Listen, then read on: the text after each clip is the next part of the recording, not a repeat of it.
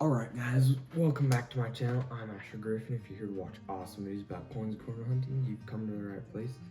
In this video, I'll be explaining the type of things you can expect to find in coin boxes, different kinds of coin boxes, and other things about the coin collecting hobby. Let's get into it. Alright, penny boxes. Here are some things that you can find in them.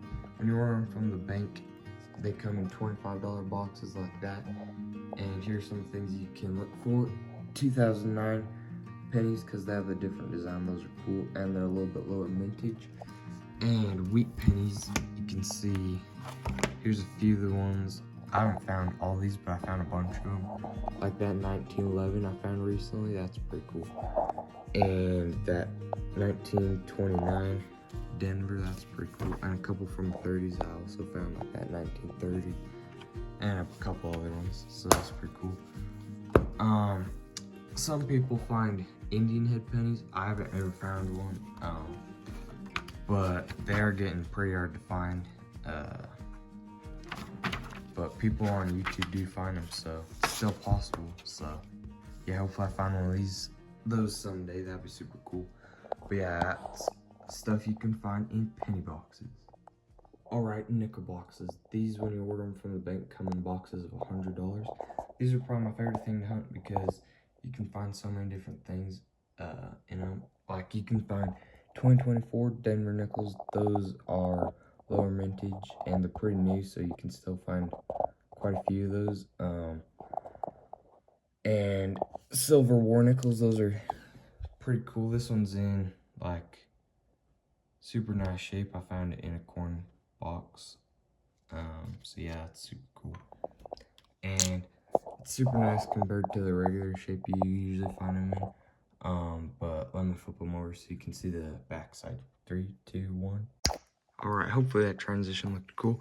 So you can see the mint marks above Monticello. The government did that so you could know that they were made of different composition of silver.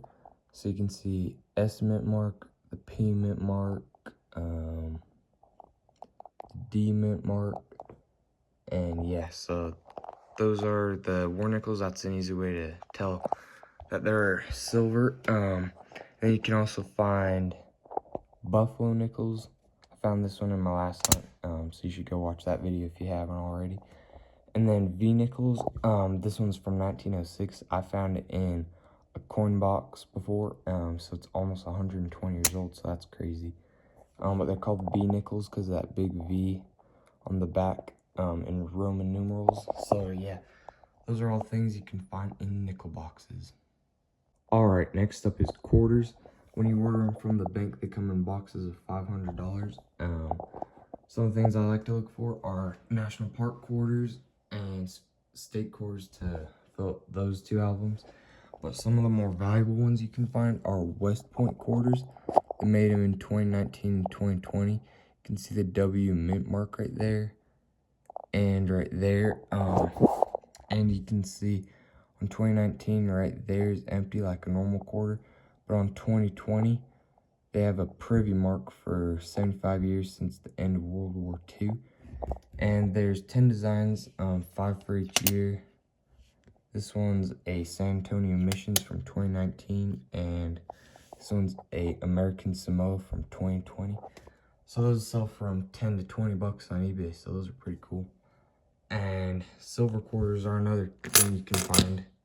You can see these ones. An easy way to tell them in your rolls are they have white edges instead of the normal red and white edges. So yeah, that's an easy way to tell the difference. So yeah, those are some things you can find in quarter boxes. I don't like hunting dimes or half dollars, but here are the main things you'll be looking for. So on half dollars, you'll be looking for anything 1965 to 1969 is 40% silver. Anything 1964 and earlier is 90% silver. Benjamin Franklin half dollars. Those are cool. I think this one's approved because it's super shiny. And you can look for Walking Liberty half dollars. That design's super cool. And then on dimes, you'll mostly be looking for silver. You usually get 1 per box, which isn't super great, but Roosevelts from 1964 and earlier, 90% silver. And you can find some Mercury dimes, which are the design before the Roosevelt dimes, so those are cool. So yeah, those are the things you can find in $50 and dime boxes. Alright, another thing we'll be doing in this channel is going to the bank and getting straps of dollar bills and going through them and looking for things like fancy serial numbers. This one's cool because it's got a bunch of 3s in a row. We'll be looking for star notes. You can see that star at the end of the serial number. So those are pretty rare. You find like one in about like 100, and some of those can be like super rare compared to others. You can see normal ones don't have a star at the end. Then we'll be looking for like older notes like this one. It's $2 bills from 1976. So we'll be looking for cool stuff like that. Okay, so another thing I can do on this channel if you guys are interested is talk about old currency like these, like this quarter that was made for Hawaii back when it was a kingdom in 1883. And this 1798 penny, they used to be a lot bigger than they are now. And you can see this penny error. You can see there's a little crack going through 1 cent. That's called a lamination error. And also this is pretty cool. The US used to make 3-cent nickels, so that's cool. And also this $20 Hawaii note from World War II. That's also super cool. So if you guys are interested, just let me know. I'll make some videos about it in the future. I hope you guys learned a little bit more about the hobby of cornhole hunting and coin collecting. And if you enjoyed the video, I'd sure appreciate a like. If you could subscribe for more future videos like this, I'd sure appreciate that. And I'll see you guys in the next video.